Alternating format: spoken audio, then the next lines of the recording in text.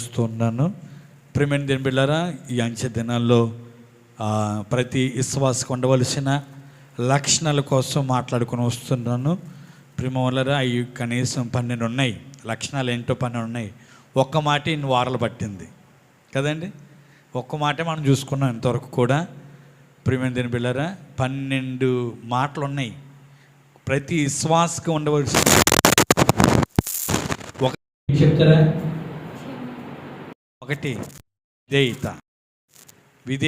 చేయని మాటలు జ్ఞాపకం చేసుకున్నాం కదండి.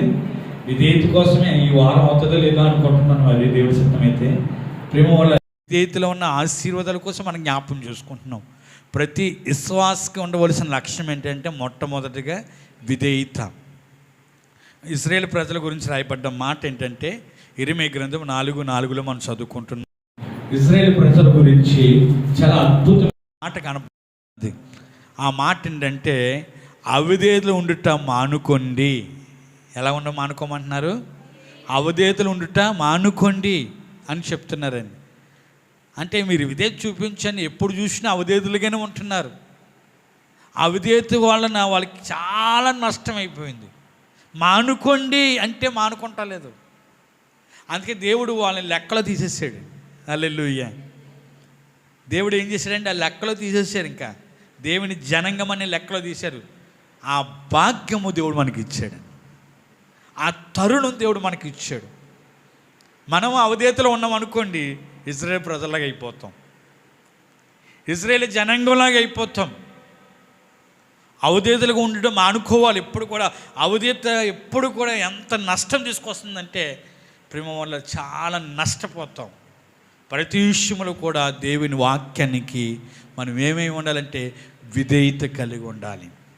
విధేయత కలిగి ఉండే ద్వారా ఏంటంటే మనం కొన్ని మాటలు జ్ఞాపకం చేసుకున్నాం కదండి. విధేయత కలిగి ఉండడం ద్వారా ఏం చేస్తాడంట? దేవుడు మనకి క్షేమాన్ని కలిగజేస్తాడంట. ఏం కలిగజేస్తాడండి? క్షేమం మనకే మేలు విధేయత ద్వారా. రెండోదిగా మన పక్షాన్ని ఉంటాడంటండి. రెండోదిగా మన పక్షాన్ని ఆ ప్రభువే నిలబడతాడంట. మూడోదిగా ప్రేమ వల్ల మంచి పదార్థాలు భోంచేసినట్లుగా మంచి పదార్థాలు అనుభవించే వారిగా దేవుడు సిద్ధపరుస్తాడంట. మంచి పదార్థాలు. నాలుగోది ప్రియమైన దేవుని బిడ్డలారా, మనకి ఏ కీడు కూడా రాకుండా దాని నుంచి మనం తప్పిస్తాడంట. కీడు రాకుండా దాని నుంచి ఏం చేస్తాడండి? తప్పిస్తాడు. ఐదోదిగా ప్రియమైన దేవుని బిడ్డలారా, నీతిమంతులుగా తీరుస్తాడంట. విధేయత కలిగి ఉంటే ఎలా తీరుస్తాడంట అండి? నీతిమంతురాలిగా. ఆరోదిగా ప్రియమైన దేవుని బిడ్డలారా ఏం చేస్తాడంటే మనల్ని హెచ్చిస్తాడంట. ఏం చేస్తాడంటే అండి? ఈరోజు మాట అండి, 6వ మాట, మనల్ని హెచ్చిస్తాడంటండి. దేవుడు హెచ్చులోకి తీసుకొస్తాడంట. ఒక్క మాట చదువుతామా? ద్వితీయోపదేశకాండము 28వ అధ్యాయం 1వ వచనము. 28 1వ వచనము. నీవు నీ దేవుడైన యెహోవా మాట శ్రద్ధగా విని నేను నీకు ఆజ్ఞాపించుచున్న ఆయన ఆజ్ఞలన్నిటినీ ఏం చేయాలంట? అది అనుసరించి నడుచుకునే ఎడల నీ దేవుడిని యెహోవా భూమి మీద ఉన్న సమస్త జనుముల కంటే నిన్ను హెచ్చించాను. హల్లెలూయా. విన్నప్పుడు కాదండి, విని అనుసరించినప్పుడు. అర్థమైందండి? అక్కడ రాశాడు, మీరు శ్రద్ధగా వినమన్నాడు, మనం శ్రద్ధగా వింటాం, అంతవరకేనే. అనుసరించే దగ్గర రాలేము. అక్కడ విధేయత చూపించాలి. ఏ మాట అయితే చలవిస్తున్నాడో ప్రభువు, ఆ మాట ప్రకారంగా అనుసరించి నడుచుకోవడమే విధేయత. హల్లెలూయా. మీకు అర్థమైందండి? అనుసరించడం ఏంటంటే అది విధేయత ఏంటంటే అనుసరించి నడుచుకోవడమే విధేయత. అప్పుడు అలాగ ఉన్నట్లయితే నిన్ను హెచ్చిస్తాడు. ఎక్కడంటే సమస్త జన్మల మీద. హల్లెలూయా. చాలామంది ప్రజలు ఉండవచ్చు, నీ చుట్టుపక్కల ఉన్న చాలామంది, నీ ఈదిలో ఉండవచ్చు, నీ గ్రామంలో ఉండవచ్చు, నీ పట్టణంలో ఉండవచ్చు, లేకపోతే నీ రాష్ట్రంలో ఉండవచ్చు. కానీ ఎక్కడున్నా సరే వాళ్ళందరికంటే నిన్ను హెచ్చైన స్థానంలో పెడతాడు దేవుడు. మనం ఎప్పుడైతే విధేయత కలిగి ఉంటామో విధేయులవుతామో ప్రేమ వల్ల దేవుడి మాట విని దాని ప్రకారంగా నడుచుకుంటామో అదే విధేయత. అలా నడుచుకుంటామో సమస్త అన్యజనుల కంటే, చాలామంది అన్యజనులు కాదు జనముల కంటే అన్నాడు దేవుడు.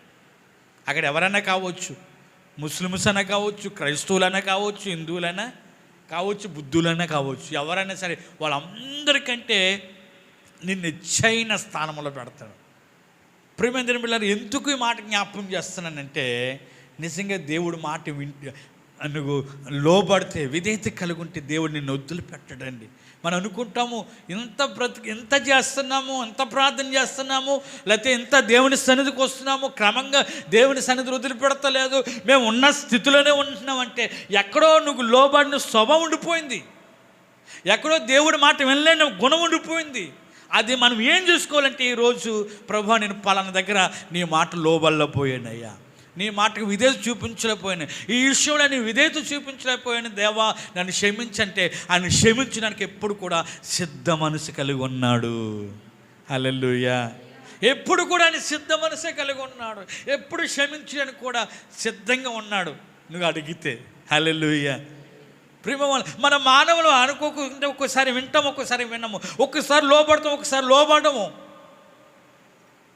ప్రేమ దేని పిల్లారు ఎంత హెచ్చిస్తాడంటే, నేను ఒక వ్యక్తి గురించి చెప్తాను. ఎబ్బెజాన్ అతను బైబిల్లో ఉన్నాడు. అతని తల్లి అంటే వ్యాధన పడి కన్నదని అతనికి వేదన పేరు పెట్టేసింది. ఏం పేరు పెట్టిందండి? వేదననే పేరు పెట్టేసింది. ఆయన జీవితంలో ఎక్కడికి వెళ్ళినా వేదన, బాధ. ఎవరైనా 10 మంది కూర్చున్న దగ్గరికి వెళ్తే వాళ్ళు లేచి వెళ్ళిపోతున్నారు, బాబు వీడి దగ్గర ఉండకూడదు నాయనని. అన్నదమ్ముల దగ్గరికి వెళ్తే అన్నదమ్ములతో మాట్లాడతారు, నువ్వు నాతో మాట్లాడదురా బాబు అని ఆయనకు దూరం అయిపోయాడు. ఏంటయ్యా నా స్థితి ఏంటని ఎక్కడికి వెళ్ళాడంటే ఇజ్రాయేల్ దేవుడి దగ్గరికి వెళ్ళాడని. హల్లెలూయా. ప్రభా నీ మాటకి నేను లోపడుతున్న నా స్థితి ఏంటయ్యది, నా పరిస్థితి ఏంటి, నన్ను అందరూ కూడా అసహించుకుంటున్నారే అని చెప్పి ప్రార్థన చేస్తే దేవుడు ఏం చేశాడు తెలుసా అండి? తన సహోదరులందరికంటే గనుడిగా దేవుడు సిద్ధపరచేశాడు. హల్లెలూయా. ఆ ఊరు వారందరికంటే 10 మంది ఎవరైతే ప్రేమ వాళ్ళు 10 మంది కూడా వెళ్ళిపోయారో, ఇప్పుడు వాళ్ళందరికంటే గనుడిగా దేవుడు చేసేసాడండి. ఇప్పుడు అందరూ ఎక్కడికి వస్తున్నారంటే గనుడి దగ్గరికి వస్తున్నాడు. ఆయనతో మాట్లాడితే బాగుంటుంది, ఆయనతో సావాసం చేస్తే బాగుంటుందని ఇప్పుడు ఆయన దగ్గరికి వస్తున్నారు. ఇంతకుముందు ఆయనకు దూరం వెళ్ళిపోయేవారు, ఆయన వస్తుంటే పారిపోయేవారు. ప్రేమ వాళ్ళరా, దేవుడు ఎలా చేస్తాడంటే ప్రేమ వాళ్ళరా హెచ్చిస్తాడు మనల్ని, కంపల్సరీగా హెచ్చిస్తాడు. ప్రేమ వాళ్ళరా, మనందరికీ తెలుసు దావీదు ఎటువంటి వాడు. ఒకసారి ఆలోచించండి. దావీదు గొర్రెలు కాపరి. ఇంకో మాట చెప్పాలంటే తండ్రి దృష్టిలో కూడా లేడు ఆయన. ఎవరి దృష్టిలో లేడండి? తండ్రి దృష్టిలో. మిగతా కొడుకులందరూ కూడా చక్క సైనికుల్లో పెట్టేశాడు. కొంతమంది సైనికుల్లో పెట్టేశారు, కొంతమంది ఇంటి దగ్గర ఉన్నారు. ప్రేమ వాళ్ళ వీళ్ళందరూ దావీదు మాత్రం లెక్కలేడు. కడసరానికి లెక్క లేకుండా గొర్రెల దగ్గర వేసేసాడండి. ప్రేమ ఆయన గొర్రెలు కాసుకుంటూ అడవిలో ఉంటూ దేవుడి గురించి తెలుసుకుంటూ, దేవుడి మాట వింటూ, దేవుడి మాట లోపడుతూ జీవిస్తున్న టైంలో దేవుడు ఏం చేశాడు తెలుసా అండి? ప్రేమ వాళ్ళ స్థితిని మార్చేశాడు. హల్లెలూయా. స్థితిని మార్చేశాడు. ఒకసారి మీరు తీయండి మొదటి సామెల గ్రంథం 7:18 చదవండి. 1 సామెల గ్రంథం 7:18 అద్భుతం మాట కనపడుతూ ఉన్నది. 7:18 అండి. 17 అధ్యాయం 18 అండి.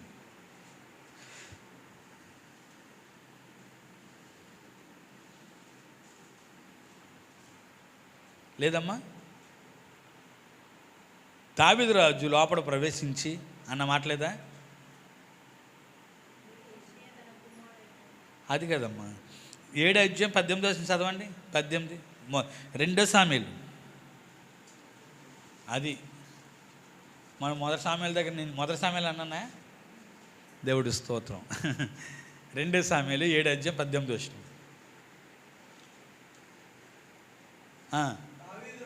దావీదు రాజు లోపల ప్రవేశించి యెహోవా సన్నిధిలో కూర్చోండి ఇలాగున మనవి చేశాడు, నా ప్రభువా యెహోవా, ఇంతగా నీవు నన్ను హెచ్చించుటకు నేను ఎంతటి వాడును. నేను ఏ పార్టీ వాడును. హల్లెలూయా. ఎంతగా నన్ను హెచ్చించుటకు ఎంతగా హెచ్చించాడు తెలుసండి. ఒక గొర్రెలు కాసుకున్న వ్యక్తి గొంగలు వేసుకొని కర్ర పట్టుకొని అడవులన్న వ్యక్తిని తీసుకొచ్చి సమాసాన్ని ఎక్కించాడు. హల్లెలూయా. ఎందుకంటే దేవుడు ప్రతి మాటకు కూడా లోబడుతున్నాడు. ఆయన దేవుడు ఏ మాట చెప్తున్నాడు ఆ మాట ప్రకారంగా జీవిస్తున్నాడు. చిన్న వయసులోనే పెళ్ళి కాకుంటేనే దేవుడు మాటకు లోబడుతున్నాడు కాబట్టి అతన్ని హెచ్చించడం మొదలుపెట్టాడు. దేవుడు అంటున్నాడు, ఇంతగా హెచ్చించుటకు నేను ఏపాటు వాడిని. హల్లెలూయా. నిజంగా అల్పుడైనా కానీ గనుడిగా దేవుడు సిద్ధపరిచాడు. గనుడిగా దేవుడు సిద్ధపరిచాడు. అతను కొమ్ముని హెచ్చించాడు. ప్రియమైన బిడ్డలారా, కీర్తనలు రాస్తాడు, నేను ఎక్కలేనంత ఎత్తైన స్థలానికి నన్ను ఎక్కించాడు అంటున్నాడు. నిజమే ప్రియమో. మరి ఎప్పుడైతే లోబడి ఉంటామో, ఎప్పుడైతే విధేయత కలిగి ఉంటామో, దేవుడి వాక్కుకు నిన్ను ఎక్కడికి తీసుకెళ్తాడో ఆయనకే తెలియదు. హల్లెలూయా. నిన్ను ఎవరైతే కించపరుస్తున్నారో, నిన్ను ఎవరైతే అవమానపరుస్తున్నారో, నిన్ను ఎవరైతే నిన్ను చూసి దేహించుకుంటున్నారో, నువ్వు దేవుడి మాటకు విధేయత చూపిస్తే ప్రేమ వాళ్ళరా, నిన్ను వాళ్ళందరికంటే ఉన్నతమైన స్థాయిలో నిన్ను పెట్టేస్తాడు. హల్లెలూయా. హెచ్చిస్తాడు దేవుడు. మన దేవుడు కింద ఉన్నవారు కాదండి, మన పైన ఉన్నవారు అంటాడండి. మీరు తోక కాదు తల ఉన్నవారంటే, తల ఎక్కడ ఉంటుంది? కింద ఉంటుందా పైన ఉంటుందా? మిమ్మల్ని తలగా చేస్తాను కానీ తోకగా చేయను అన్నాడు దేవుడు. మీకు ఇచ్చేవారిగా చేస్తాను కానీ పుచ్చుకున్నవారిగా చేయను అన్నాడు. ఇవన్నీ ఉన్నతమైన స్థాయి అన్నమాట, హెచ్చింపు కదండి. మనుషులైతే ఇప్పుడు ఏం చేస్తున్నారు? ఎవరికి వాళ్ళు హెచ్చించేసుకుంటున్నారు కదండి. మనుషులు ఏం చేస్తున్నారు చెప్పనమ్మా? ఎవరికి వాళ్ళు నేను గొప్ప అని హెచ్చించుకున్నారు. కానీ ఆ హెచ్చింపు కొద్ది కాలమే, అది స్థిరంగా ఉండేది కాదు. కొద్ది కాలం ఉంటుంది, అది మళ్ళీ ఏమైపోతుంది?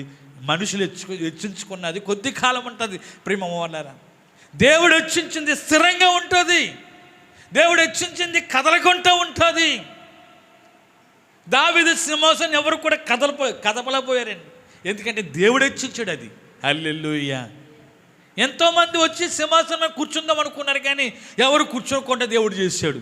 కారణం ఏంటంటే దేవుడు ఎక్కించాడు కాబట్టి, దేవుడు హెచ్చించాడు కాబట్టి. ఇది నీవు కూడా ఆయన మాటకు లోబడి విధేయత చూపించినట్లయితే నిన్ను హెచ్చించుకుంటా దేవుడు ఉండలేడు. హల్లెలూయా. దేవుడు ఉండలేడు. ప్రేమ వాళ్ళరా, మనందరికీ తెలుసు షడ్రక్ మేషక్ అబేద్నెగో ఒక బానిసత్వంలో బ్రతుకుతున్నారు. వాళ్ళు బబులోను దేశంలో నెబుకద్నెజర్ దగ్గర బానిసత్వంలో జీవిస్తున్నారు. వాళ్ళు బానిసత్వ బ్రతుకుతూ ఉన్నారు. ఆ రాజు ఏమి చెప్తే అది చేయాలి. కానీ ఏమంటున్నారా? రాజు నువ్వు చెప్పిన మాట మేము చేయమంటున్నారు. చెయ్యకపోతే మిమ్మల్ని అగ్నిగుండలో వేసేస్తాం. మీరు అగ్నిగుండలో వేసేసినా పర్లేదు కానీ మేము అలా నువ్వు చెప్పింది మేము చేయమన్నారు అంతే. హల్లెలూయా. మేము దేవుని ఎరిగిన వారమే, దేవుని మాటకు లోబడిన వారమే, దేవుని మాటకు విధేయత చూపించిన వారం. కానీ నువ్వు అగ్ని గుండెలో వేసేసిన మేము మాత్రము నీ మాటకు లోబడినమని. అసలు రాజా అనలేదండి, పేరు పెట్టి పిలిచేశారు. నెబుకద్నెజరు నీ మాటకు ప్రత్యుత్తరం ఇవ్వడానికి మేము రాలేదు. నువ్వు అగ్నిగుండెలో వేసేసిన మా దేవుడు రక్షించిన సమర్థుడు అని చెప్పేసి ధైర్యంగా షడ్రక్ మేషక్ అబేద్నెగో వీళ్ళు ముగ్గురు చెప్పినట్లే కనపడుతుంది. ప్రేమ వాళ్ళారా, రాజు కోపం వచ్చి అగ్నిగుండెలో వేసారు. మీరు దానియేలు గ్రంథం 17వ అధ్యాయం మీరు చదువుకున్నట్లయితే 17వ అధ్యాయం లాస్ట్ వచ్చంలో రాజు ఏం చేశాడు తెలుసా అండి? దానియేలు గ్రంథం తీయండి ఒకసారి. దానియేలు గ్రంథము 17వ అధ్యాయము లాస్ట్ వచనం అనుకుంటాను. ప్రేమ వాళ్ళారా ఒకసారి తీయండి. 30వ వచనం అండి, 30వ వచనం తీయండి. రాజే ఏం చేశాడంటే వాళ్ళ ముగ్గురిని ప్రేమ వాళ్ళ ఒకప్పుడు కించపరిచిన వాళ్ళు, ఒకప్పుడు అగ్నిగుండెలో వేసేసిన రాజే ఏం చేస్తున్నాడు తెలుసండి? చదవండి 30వ వచనం అండి.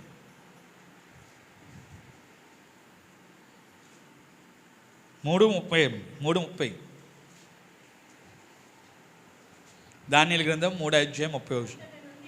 అప్పటి నుండి రాజు షడ్రకు మేషకు అబేద్నెగోలను వారిని బబులోను సామ్రాజ్యములో హెచ్చించెను. హల్లెలూయా చెప్పండి. హల్లెలూయా. బబులోను సామ్రాజ్యంలో ఏం చేశారంటే వాళ్ళ ముగ్గురిని హెచ్చించాడు.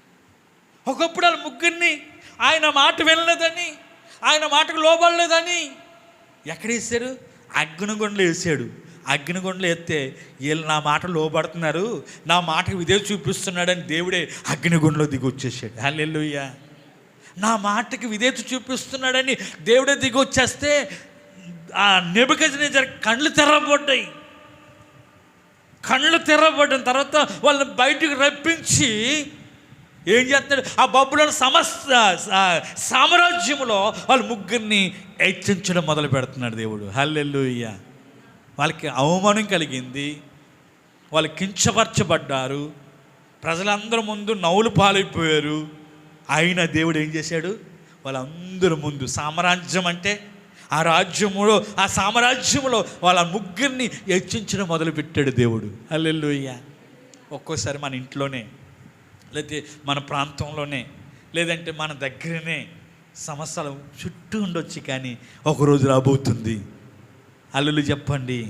ఒకరోజు వస్తుంది మన స్థితిని మార్చే దేవుడు, మన పరిస్థితులు మార్చే దేవుడు, మన తలగా చేసే దేవుడు, మనల్ని ఎక్కలేనంత ఎత్తైన స్థలాన్ని తీసుకొచ్చే దేవుడు కలిగి ఉన్న మనం భయపడ అవసరం లేదు.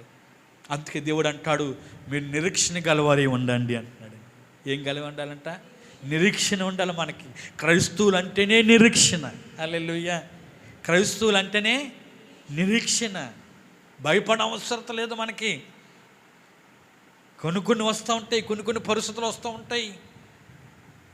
వాళ్ళకి అగ్నిగుండంలోకి వెళ్ళిపోయినంత పరిస్థితి వచ్చింది, వెళ్ళిపోయారు కూడా. దేవుడు తప్పించి వాళ్ళని హెచ్చించాడు. తప్పించి ఏం చేశాడండి? తప్పించి హెచ్చించాడు లేదండి. హల్లెలూయా. ఈరోజు నిన్ను తప్పించబోతున్నాడు, హెచ్చించబోతున్నాడు.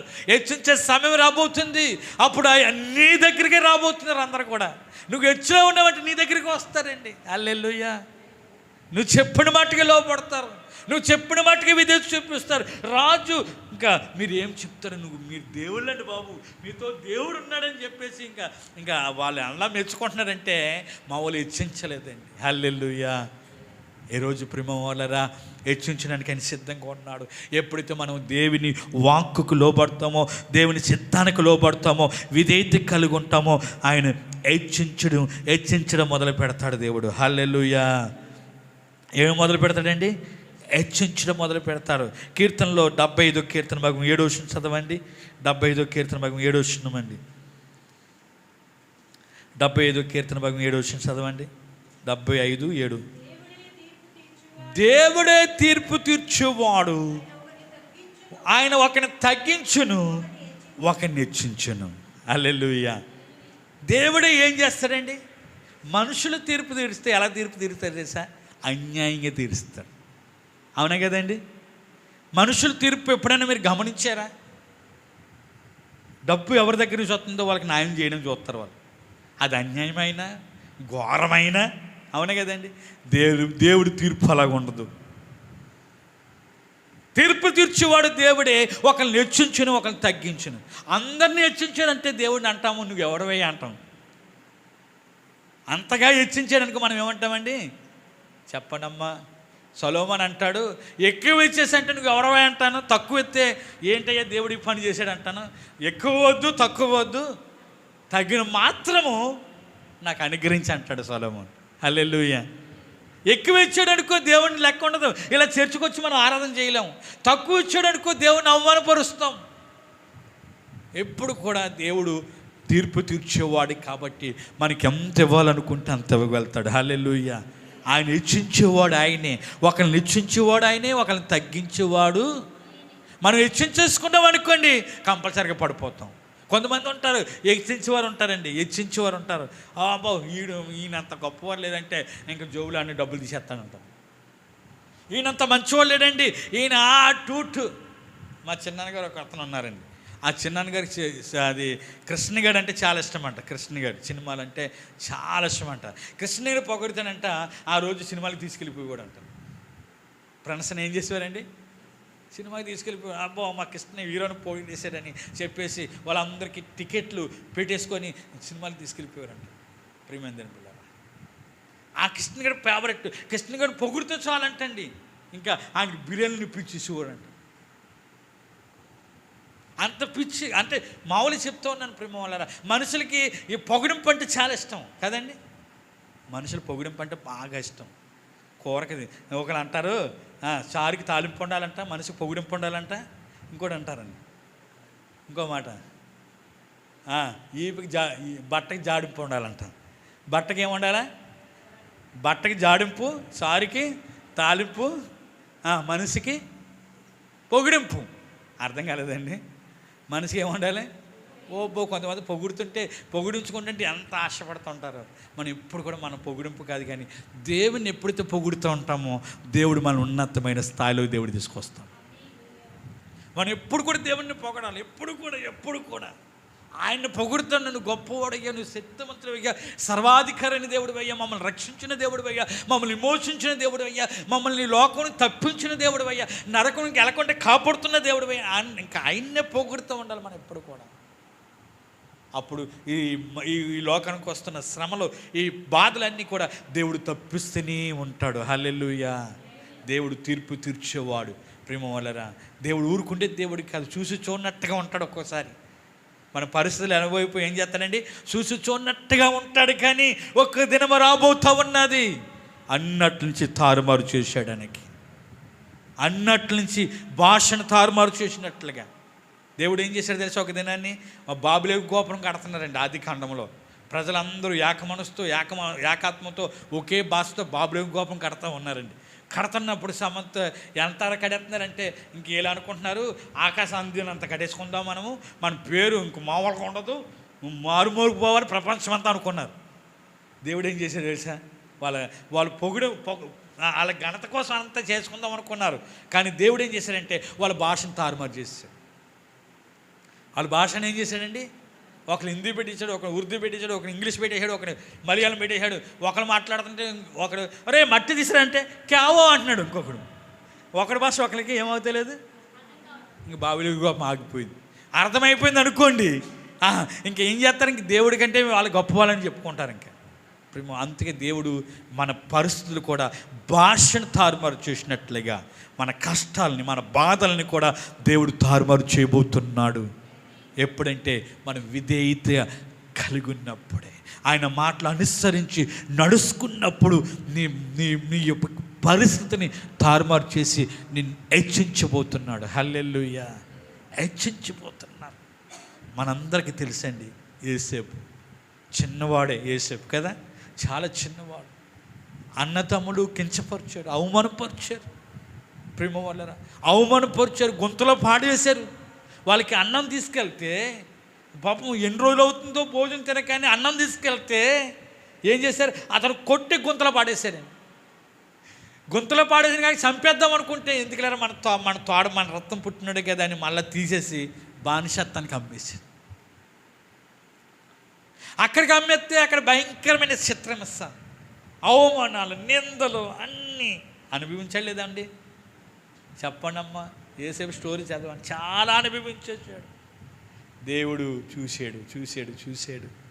ఆఖరి జైలు కూడా వెళ్ళిపోయాడు.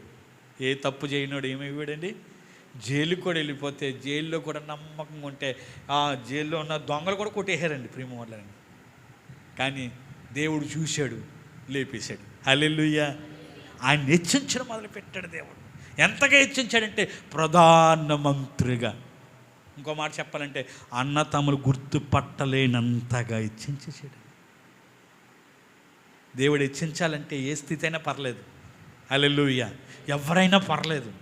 ఆయన మాటకు విధేయత చూపిస్తే ఏసేపుని హెచ్చించినట్లుగా, హల్లెలూయా, ఏసేపుని హెచ్చించినట్లుగా నిన్ను నన్ను కూడా హెచ్చించబోతూ ఉన్నాడు. ఎప్పుడు హెచ్చిస్తాడో మనకు తెలీదు. కొద్ది సమయం పడుతుంది. ఎప్పుడు హెచ్చించేస్తాడు, ఇప్పుడు హెచ్చించేస్తే బాగుంటుంది అనిపిస్తుంది ఒక్కోసారి మనకి, మన పరిస్థితిని బట్టి. కానీ దేవుడు ఏమన్నాడంటే ప్రతిదానికి, చెప్పండి, ప్రతిదానికి సమయం ఉన్నది. ఆ సమయం కొరకు ఏం చేయాలి? ఎదురు చూడాలి, నిరీక్షణ కలిగి ఉండాలి. ప్రేమ ఉండాలి. హెచ్చించడానికి సిద్ధంగా ఉన్నాడు ఆయన. ఎప్పుడు హెచ్చించినా సిద్ధంగా ఉన్నాడు. మనం లోబడ్డానికి కానీ విధేయత చూపించడానికి సిద్ధంగా ఉన్నామా? ఒక్క మాట చదివేసి మనం ప్రార్థన చేసుకుందాం. హెబ్రీ పత్రిక 1వ అధ్యాయం ఒకటే అధ్యాయం ప్రేమ తీయండి, ఎబ్రీ పత్రిక 1వ అధ్యాయము 9వ వచనం చదువుకొని మనం ముందుకి ప్రార్థన చేసుకుందాం. ఎబ్రీ పత్రిక 1వ అధ్యాయం 9వ వచనం చదవండి. నీవు నీతిని ప్రేమించితివి గనక దుర్నీతిని ద్వేషించితివి, అందుచేత దేవుడు నీ తోటి వారి కంటే హెచ్చించున్నట్లుగా ఆనంద తైలముతో అభిషేకించెను. హల్లెలూయా చెప్పండి. అవసరమైతే చప్పట్లు కొట్టండి ఒకసారి. హల్లెలూయా, హల్లెలూయా. నువ్వు నీతిని ప్రేమించి దుర్నీతిని ద్వేషించిన ఎడల ప్రేమ వలరా అక్కడ అద్భుతమైన మాట రాయబడ్డది. నిజంగా రాత్రి చదువుతుంటే నాకు ఎంత ఆనందం కలిగిందో ఈ మాట చదువుతుంటే. నీ తోటి సహోదరుల కంటే, మన తోటి సహోదరులు మనతోటి ఉన్నట్టు ఉంటారు, కానీ కొంతమంది ఒక్కోసారి మనం చూసి నవ్వుకున్న వాళ్ళు ఉంటారు, మనం చూసి ఏలకాలం చేసిన వాళ్ళు ఉంటారు, కొంతమంది కొన్ని అనుభవాలు ఉంటాయి ప్రేమ వల్ల. మన ముందు మంచిగానే ఉంటారు, పాలరాజా చాలా మంచి వాళ్ళు అంటారు కొన్ని మామూలు పాస్టర్లు. ఆ పక్కకి వెళ్ళి పాలరాజా నాకు తెలుసు ఆయన గురించి అంటారు. అన్నవాళ్ళు ఉన్నారా? ఉంటారు కొంతమంది ప్రేమ వాళ్ళరా. మన మనిషి స్థానం కొంతమందికి అర్థం కాదు. హల్లెలూయా. ప్రేమ అప్పుడు దేవుడు అంటున్నాడు, ఏమంటున్నాడంటే నీతిని ప్రేమించి దుర్నీతిని ద్వేషించిన ఎడల నీ సహోదరులు ఎదుట నిన్ను హెచ్చించుటకు ఆనంద తైల అభిషేకంతో నిన్ను నింపబోతూ ఉన్నాడు. హల్లెలూయా. ఆనంద తైల అభిషేకంతో నిన్ను హెచ్చించుటకు. హల్లెలూయా. ఎవరు ఎదుట హెచ్చిస్తాడంటున్నాడు? నిన్ను ఎవరైతే అవమానపరిచారో, నిన్ను ఎవరైతే కించపరిచారో. నిజంగా ప్రేమ వల్ల ఒక్కసారి ఆలోచించాను. ఎస్తేరు గ్రంథం తీయొద్దు. ఎస్తేరు గ్రంథంలో మొద్దుకే దేవుడికి లోపడ్డాడు, కానీ మనుషులకి ఎవరికి లోపడలేదు, రాజులకు లోపడలేదు, అధికారులు లోపడలేదు, ప్రధానమంత్రికి లోపడలేదు. వాళ్ళు వస్తే ఇంకా ఇలా పడిపోయి నమస్కారం చేయాలి, సాష్టంగా పడిపోయి. నా దేవుని ఎదుట నేను నమస్కారం చేస్తాను తప్ప, కానీ మానవుడికి ఎవరికి నేను నమస్కారం చేయనని నిలబడ్డాడు. అతనికి ఉరికమ్మ పెట్టాలని చేశారు. దేవుడు ఏం చేశాడండి చెప్పడమ్మా?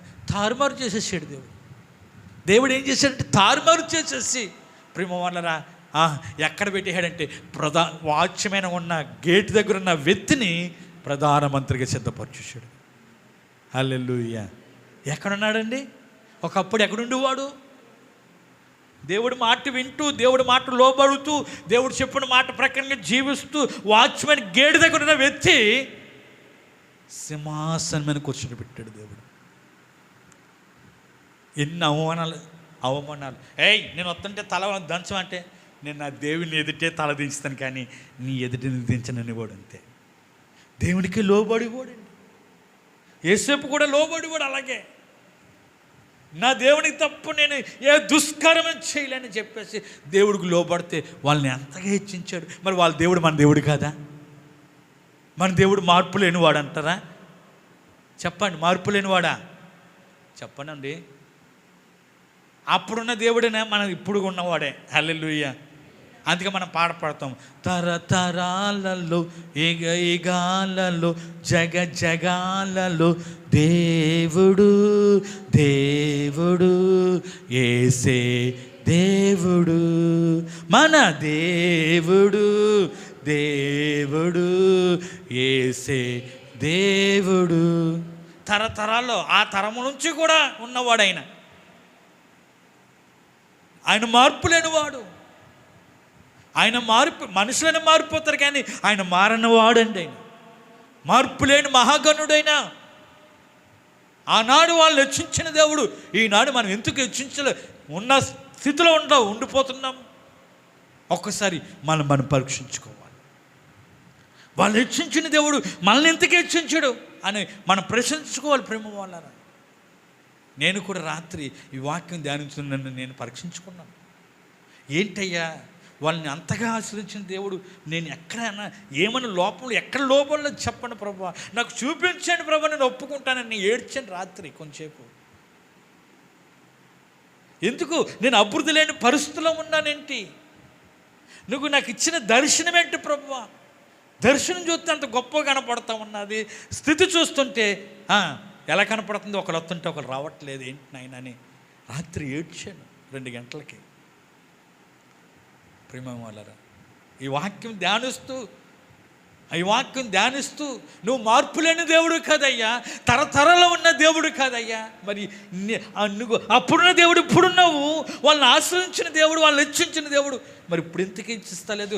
ఎక్కడైనా నేను లోబడలేదా? ఎక్కడైనా నేను విధేయత చూపించలేదా?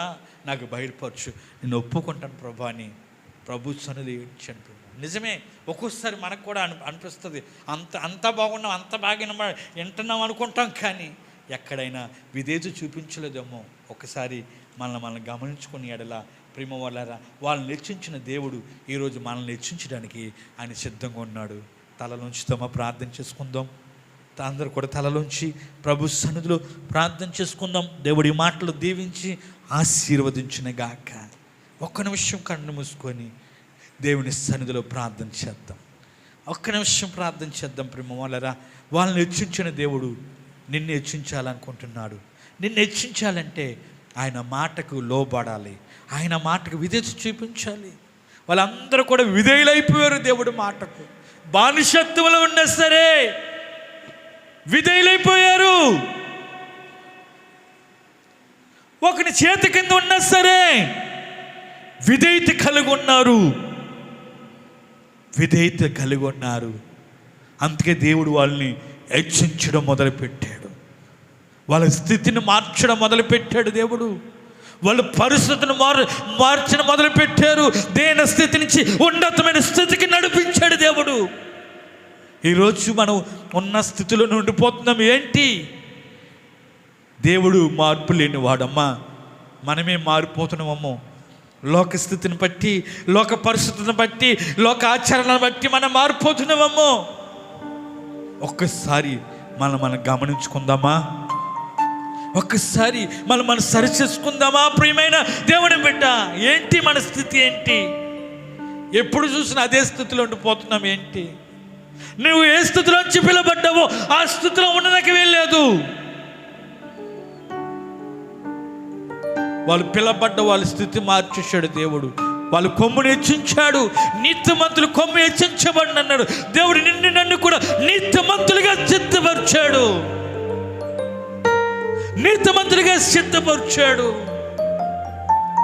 ఎందుకు మన స్థితి అలాగైపోయింది?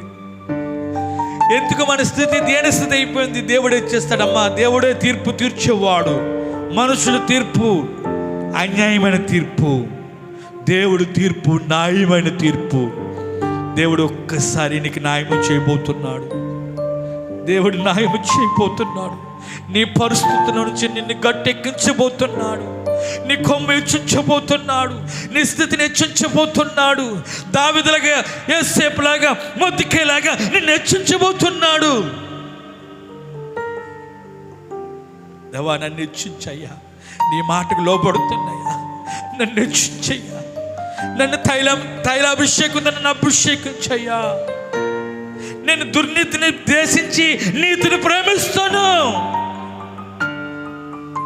చాలా మంది నీతికి దూరం అయిపోయి దుర్నీతి దగ్గర అయిపోతున్నారు. దేవుడు దుర్నీతిని ద్వేషించమంటున్నాడు. హల్లెలూయా, ప్రైజ్ ది లార్డ్, హల్లెలూయా. దేవా, మీకు వందనాలు. మమ్మల్ని మిక్కిలిగా ప్రేమిస్తున్న మా ప్రియ తండ్రి, ఇన్న వాక్యము మా హృదయంలో నీరు కట్టి ఫలింపు చేయండి. యోసేపు, దానియేలు, షడ్రకి, మేషకి, అబేద్నెగో బానిసత్వంలో ఉండి నీకు లోబడ్డారు, నీకు విధేయత చూపించారు. ఇశ్రాయేలు ప్రజలు అవధేతలుగా మానుకోలేదయ్యా, అవధేతలుగానే జీవిస్తున్నారు. వాళ్ళ జీవితంలో ఎంత అద్భుతం చేసిన అవధేతలుగానే ఉన్నారయ్యా. మానుకోనంటే మానండి అంటే మానతలేదు. దేవుని అగ్ని రాబోతుంది, మిమ్మల్ని దహించబోతుంది. అగ్నిని ఎవరు ఆపలేరంటే అలాగే జీవిస్తున్నారు. అందుకే వాళ్ళకి లేని కృప దేవుడు మనకి ఇచ్చాడు, వాళ్ళకి లేని ధన్యత దేవుడు మనకి ఇచ్చాడు. ఇప్పుడు వాళ్ళని హెచ్చించినట్లుగా నిన్ను నన్ను కూడా హెచ్చించడానికి ఆయన సిద్ధంగా ఉన్నాడు. నీ పరిస్థితుల మీద అధికంగా, నీ సహోదరుల మీద అధికంగా గనుడిగా చేయడానికి ఆయన సిద్ధంగా ఉన్నాడు. ప్రార్థన చేద్దాం. మమ్మల్ని మిక్కిలిగా ప్రేమిస్తున్న మా ప్రియ తండ్రి, ఇన్న వాక్యం మా హృదయంలో నీరు కట్టి ఫలింపచేయండి. మేమందరం కూడా వాక్యానుసారంగా జీవించుటకు మా అందరినీ కూడా మమ్మల్ని సిద్ధపరిచి మహిమ తెచ్చుకోండి ప్రభా. నీ మాట ప్రకారంగా మేము నడుచుకోవాలి ప్రభా. నీ మార్గంలో నడుచుకున్నట్లుగా మమ్మల్ని సిద్ధపరచమని. ఎవరు ఎటువంటి పరిస్థితులు ఉన్నారో వాళ్ళ పరిస్థితుల నుంచి, ఇబ్బందుల నుంచి విడిపించి మహిమ తెచ్చుకుంటారని యేసు నామములో ప్రార్థిస్తున్నాం తండ్రి. ఆమేన్, ఆమేన్, ఆమేన్. హల్లెలూయా, హల్లెలూయా, హల్లెలూయా. చెప్దాం ఒకసారి, హల్లెలూయా.